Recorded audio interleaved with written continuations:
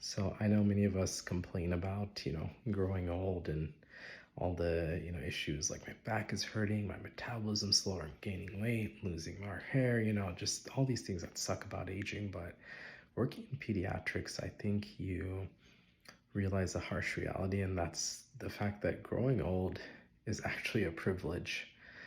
Unfortunately, a lot of our patients don't get the opportunity to grow old. And seeing that, you realize that getting to age, even if it means, your body deteriorating a little bit and getting other health problems later on, is still much better than having your life just cut short. Being a teenager who gets hit on his bike by a hit and run and is paralyzed for life and possibly may not live very long after that. A child getting cancer and not surviving the treatments or getting through it. And so many other examples, a baby getting a certain illness and not making it out of the NICU.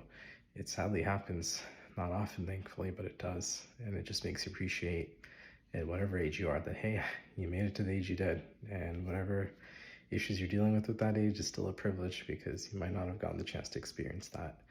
And I think what's really hard to take as a doctor witnessing our healthcare system is that we seem to be putting a lot of effort and time and money into, keeping people alive longer than they probably need to or should. People who are barely conscious, late into elderly care, getting harsh treatments that are just making their end of life tougher for them and maybe prolonging it, but really not to any good quality.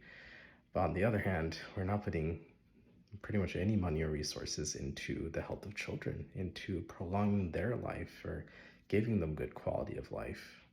Why are we not investing more money in childhood obesity and, pediatric care and preventative medicine so that those who are young can, have their youth prolonged and get better quality of life for the years they're around? Why are we keeping people on, ventilators as vegetables and, putting people through harsh, like, cancer therapies in their 90s and things like that, like, maybe the benefit's minimal, if any, and it's just hurting that person? And if you are prolonging their life at the very end when they're very elderly, it's not good quality of life. On the other hand, if a child needs a certain preventative medication or a certain treatment that could really improve their quality of life and make a difference, you don't really put much money or resources into it.